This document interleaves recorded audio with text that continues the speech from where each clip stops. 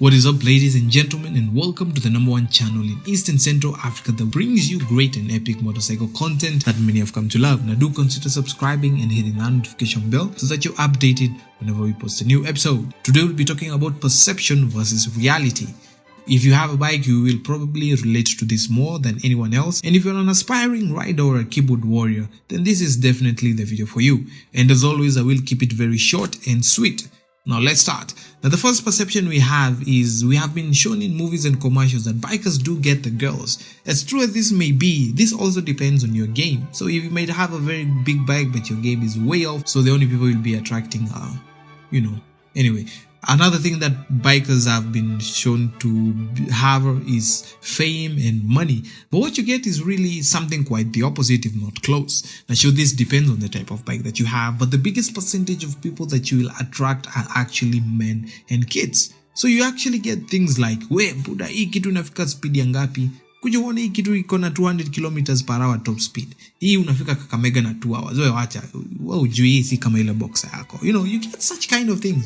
It's annoying at first, but you actually get used to it quite fast. Another perception that unfortunately is that female bikers can't ride big bikes. But on the contrary, there are women who have actually conquered these big machines. There's a lady particular on YouTube. She's very short, but she rides a BMW R1200 GS and she's able to pick it up despite her short stature. She's able to pick it up, she's able to ride that big machine. And honestly, she's actually a way better rider than some of us. She's actually a better rider than I am. Let's start a bit local. Now we all know who Wamoyo Kariuki is and her wonderful tales of their ride with doors around the globe on their GSs. Now that's not an easy or even a cheap feat for that matter for anyone to actually just wake up and decide. It required a lot of planning, a lot of mental, physical and spiritual preparedness in order to do what they did. I don't think I'm actually able to do that at the moment, but hopefully one day I will. Not only Wamoyo Kariuki, but also any other female biker that you know of. They are a special breed of people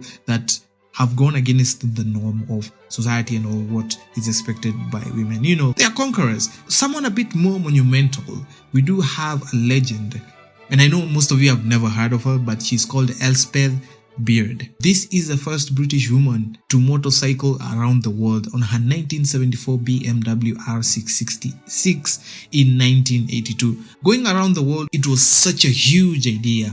I think she's one of the pioneers of the people who actually created the desire to make it known that people could actually go around the world on a motorcycle. If you want to read more about that, you can always Google up or see the link in the description box below.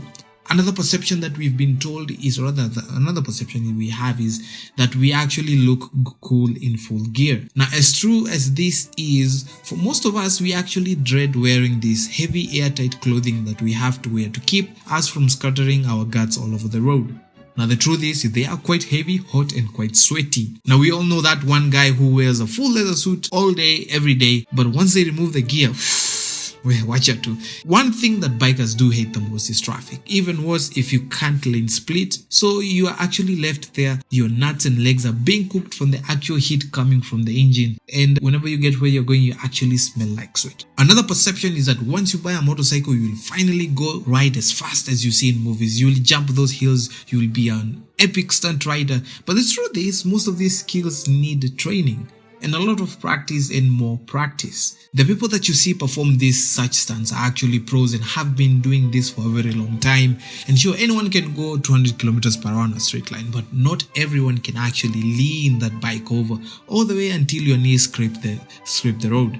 By the way, watch a pooper too. These things take time and learn, and always, if you want to practice such things, do practice in a safe environment where you're not endangering yourself or anyone else.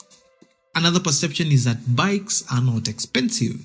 Well, they are not as expensive as cars, but they are still expensive to some degree. Now, you just can't buy a bike and think to yourself, I will never spend another dime on this bike. You will have to do service and maintenance, replace worn out or broken parts. Unless you're a collector, you will have to spend a bit of money. Now, if you do plan to mod your bike to your styling, you will actually have to spend even more. But things have become a lot cheaper as more models and as more people create more mods in order to put it up on your bike and do whatever. But you can watch my previous video on what they don't tell you about owning big boy bikes on the screen and link in the description box below. Now, speaking of expense, there's a perception that most bikers are actually broke and that they can't afford cars. But the truth is, most of the bikes out here can actually buy 2 vehicles at a go for the price of 1 motorcycle. Now, it really pisses me off when a cager is being rude on the road or says that their so-and-so car is more expensive than, let's say, so-and-so, like, let's say for a GS. Now, mind you, if you do damage my bike, you'll actually have to pay way more than what it would actually take to replace a bumper. I'm just saying. Another perception is that riding a bike is easier than driving a car since it's physically smaller.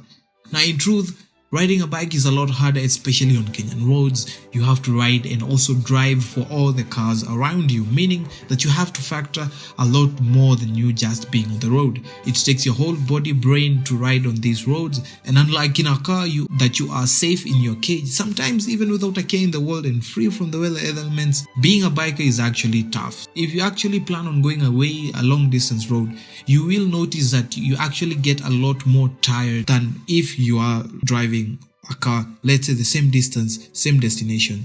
A biker will tend to be more tired than a cager who is driving on the same destination, because you have to factor in a lot of the people who are crossing the road, using the road and overtaking. Such things you have to put in factors. So cagers out there, please watch out for us, and we are trying to get back home alive and in one piece. Thank you so much for watching till this far. I really hope you enjoyed it enough to give this video a like and subscribe if you haven't already. What are some of the other perceptions that you have heard or know of that are contrary to the truth or reality? Let me know in the comment section below. I do love reading and replying to all your comments, questions and queries and critics. And as always, stay safe, ride safe, and I will see you in the next one. Peace.